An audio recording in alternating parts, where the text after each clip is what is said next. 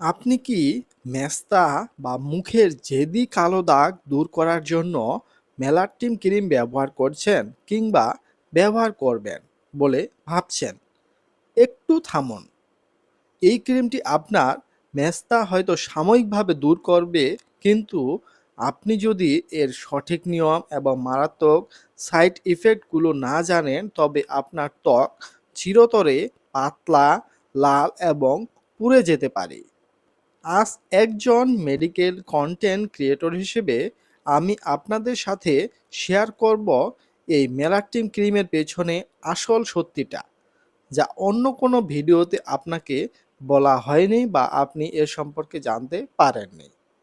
মূল আলোচনায় যাওয়ার আগে ছোট্ট একটি অনুরোধ: ত্বকের সুরক্ষায় এইরকম উপকারী মেডিকেল ইনফরমেশন ও সঠিক গাইডলাইনমূলক নিয়মিত ভিডিও পেতে এখনই আমাদের চ্যানেলটি সাবস্ক্রাইব করে পাশে থাকা বেল আইকনটি অন করে দিন। আর হ্যাঁ, আপনি যদি মেলাটিন ক্রিম অলরেডি ব্যবহার করছেন, আপনার অভিজ্ঞতা কেমন, ঝটপট নিচে কমেন্ট করে আমাকে জানান। আমি নিজেই আপনাদের কমেন্টের উত্তর দেব। বন্ধুরা, প্রথমে আসি এই মেলাটিন ক্রিমের ভেতরে আসলে কি আছে। এতে মূলত তিনটি সক্রিয় উপাদান থাকে। একটি হলো হাইড্রোকুইনন, আরেকটি ট্রাইটিনিয়ন এবং আরেকটি ফ্লুওসিনোলন অ্যাসিটোনাইট। সহজ ভাষায় বললে এটি একটি অত্যন্ত শক্তিশালী ট্রিপল কম্বিনেশন ফর্মুলা, যা মূলত চর্মরোগ বিশেষজ্ঞরা তীব্র মেস্তা বা হাইপার পিগমেন্টেশনের জন্য লিখে থাকেন। কিন্তু সমস্যা কোথায় হয় জানেন? অনেকে এটি কোনো ডাক্তারের পরামর্শ ছাড়াই বছরের পর বছর সাধারণ ফর্সা হওয়ার ক্রিম বা মেস্তার ক্রিম হিসেবে ব্যবহার করে থাকেন। এখানে ঘটে মারাত্মক বিপদ। যেমন, ১ নম্বরে ত্বক লাল হওয়া এবং চামড়া ওঠা।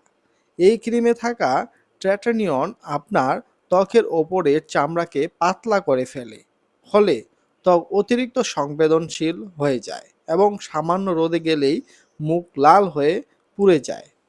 ২ নম্বরে স্টেরয়েডের ক্ষতিকর প্রভাব। এতে থাকা ফ্লুওসিনোলন একটি স্টেরয়েড। এটি দীর্ঘদিন ব্যবহারের ফলে আপনার ত্বকের স্বাভাবিক রোগ প্রতিরোধ ক্ষমতা কমে যায়। মুখে ব্রণ বা ছোট ছোট লোম দেখা দিতে পারে এবং ত্বক পাতলা হয়ে ভেতরে রগ বা শিরা পর্যন্ত দেখা যেতে পারে। ৩ নম্বরে ক্রিম ব্যবহার করা ছাড়লেই দাগ দ্বিগুণ। এটি সবচেয়ে বড় কন্টেন্ট গ্যাপ, যা কেউ বলে না। আপনি যখন হঠাৎ এই ক্রিমটি মাখা বন্ধ করে দেবেন, আপনার মেস্তার দাগ আগের চেয়ে আরও গাঢ় এবং দ্বিগুণ হয়ে ফিরে আসবে। আমার ব্যক্তিগত পরামর্শ বা সঠিক নিয়ম: আমার মেডিকেল রিসার্চ এবং অভিজ্ঞতার আলোকে আমি বলবো, এই ক্রিমটি কখনো ডাক্তারের পরামর্শ ছাড়া ব্যবহার করবেন না। আর যদি ব্যবহার করতেই হয়, তবে সর্বোচ্চ ৩ থেকে ৪ সপ্তাহের বেশি নয়। এটি শুধুমাত্র রাতে আক্রান্ত স্থানে সামান্য পরিমাণে লাগাতে হবে এবং দিনের বেলা অবশ্যই একটি ভালো মানের সানস্ক্রিন ব্যবহার করতে হবে।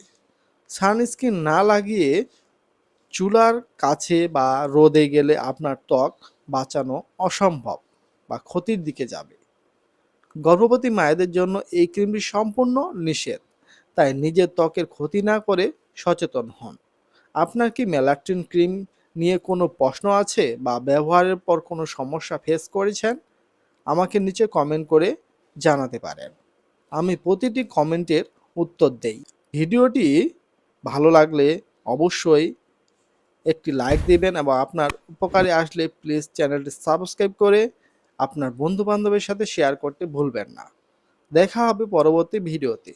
ততক্ষণ ভালো থাকুন, সুস্থ থাকুন। ধন্যবাদ।